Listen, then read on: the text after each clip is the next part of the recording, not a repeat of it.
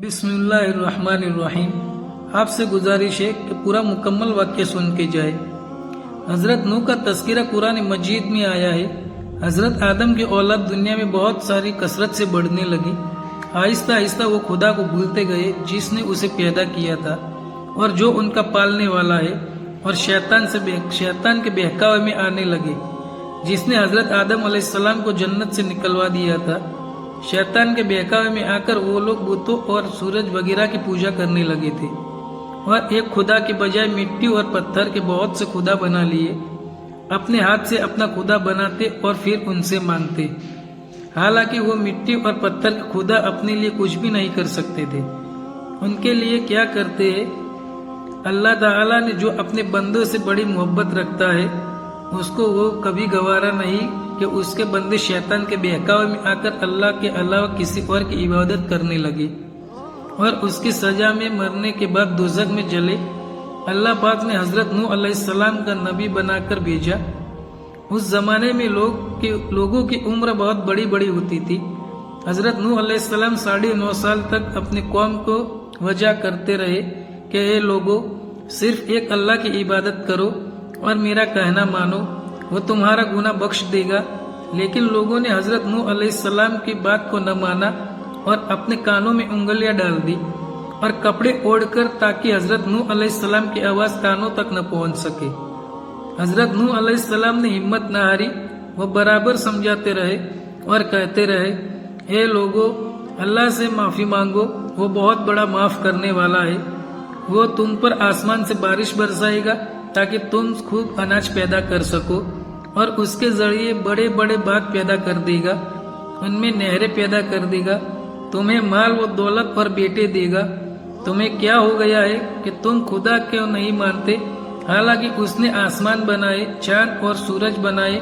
उसने तुमको मिट्टी से पैदा किया और फिर उसी मिट्टी में एक दिन तुमको मिल जाओगे और फिर क़यामत के दिन उसी मिट्टी से तुमको दोबारा जिंदा करेगा। लेकिन लोगों ने अपनी बुतों को नहीं छोड़ा और हजरत नूह अलैहिस्सलाम से कहने लगे कि हम अपने बुतों को हरगिज न छोड़ेंगे और हम तो तुमको अपने जैसा आदमी देखते हैं और तुम्हारा कहना भी सिर्फ चंद गरीब लोगों ने माना और हम तो तुमको झूठाई समझते हैं। हजरत नूह अलैहिस्सलाम ने कहा कि ए मेरे कौम, मैं तुमको जो नसीहत करता हूँ उसके बदले में मुझे कोई मालो दौलत नहीं चाहिए, और जो गरीब आदमी मुसलमान हुए हैं और अल्लाह पर ईमान लाए हैं उनको मैं अपने पास से तुम्हारे कहने से नहीं निकाल दूंगा। अगर मैं उनको अपने पास से निकाल दूं तो खुदा के अजाब से मुझे कौन बचाएगा? अगर मैं ऐसा करूंगा तो बहुत नाइंसाफ हो जाऊंगा। उनकी कौम को लोगों ने कहा कि ए नूह, तुम्हारा और हमारा झगड़ा बहुत हो गया। अगर तुम सच्चे हो तो जिस अजाब का तुम वादा करते हो वो अजाब ले आओ। हजरत नूह अलैहिस्सलाम ने कहा कि जब अल्लाह पाक चाहेगा अजाब ले आएगा। अल्लाह ताला ने हजरत नूह अलैहिस्सलाम के वही के जरिए हुक्म भेजा कि तुम्हारी कौम में जो लोग ईमान ला चुके हैं उनके अलावा और कोई ईमान न लाएगा। तुम गम न करो, एक कश्ती बनाओ। हजरत नूह अलैहिस्सलाम ने खुदा के हुक्म के मुताबिक कश्ती बनाना शुरू की। तो जब उनकी कौम के सरदार उनके पास से गुजरते तो उनका मजाक उड़ाते। हजरत नूह अलैहिस्सलाम उनके मजाक के जवाब में कहते कि आज मजाक कर लो, कल जब तुम्हारे ऊपर अजाब आएगा तो उस वक्त हम तुम्हारा मजाक उड़ाएंगे। आखिर अल्लाह ताला का अजाब उसके वादे के मुताबिक आया। जमीन से पानी निकलना शुरू हुआ और आसमान से बारिश आनी शुरू हुई। अल्लाह ताला ने हजरत नूह अलैहिस्सलाम को हुक्म दिया कि सब जानवरों का एक एक जोड़ा किश्ती में सवार कर लो और जो लोग तुम्हारे ऊपर ईमान लाए हैं यानी मुसलमान हो गए उनको भी सवार कर लो। हजरत नूह अलैहिस्सलाम ने उस कश्ती में सवार होने वालों से कहा कि अल्लाह ताला के नाम से लेकर इस कश्ती में सवार हो जाओ कि इसका चलना और ठहरना उसी के हाथ में है। अल्लाह ताला बड़ा बख्शने वाला और बड़ा मेहरबान है।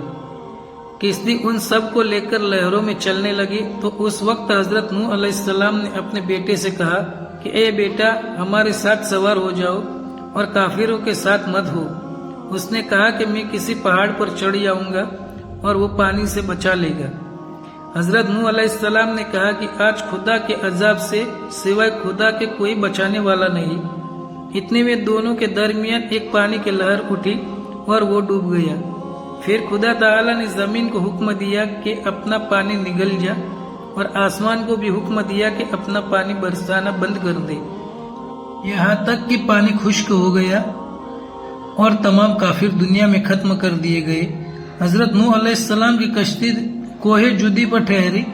حضرت نوح علیہ السلام نے اپنے پروردگار سے عرض کیا کہ اے میرے رب، میرا بیٹا بھی میرے گھر والوں میں سے ہے اور آپ کا وعدہ سچا ہے۔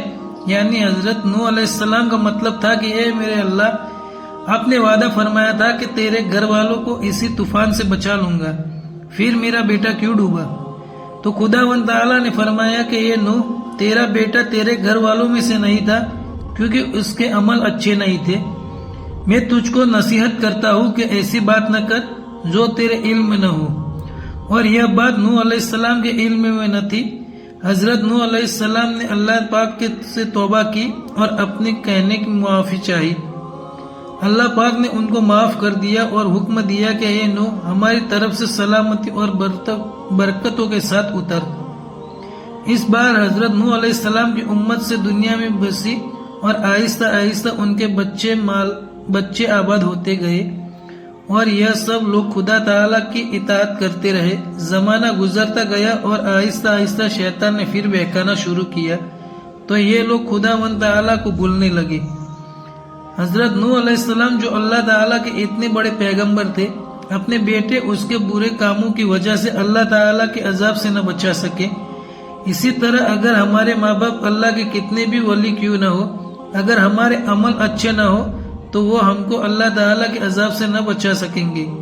ہم کو اپنے بزرگوں کے نیک عمل کا سہارا نہیں لینا چاہیے، بلکہ حق تعالیٰ کو اور اللہ کے رسول علیہ السلام کے بتائے ہوئے کاموں پر عمل کر کے نیک بننا چاہیے۔ اسی وجہ سے اللہ تعالیٰ نے قرآن مجید میں کہا کہ اگر تم ایک ذرہ برابر بھی نیکی کرو گے تو اس کا بدلہ ہم تم کو دیں گے، اور اگر ایک ذرہ برابر بھی برا عمل کرو گے تو وہ بھی تمہارے سامنے آئے گا۔ اللہ ہم سب کو سننے اور عمل کرنے کی توفیق نصیب فرمائے، آمین۔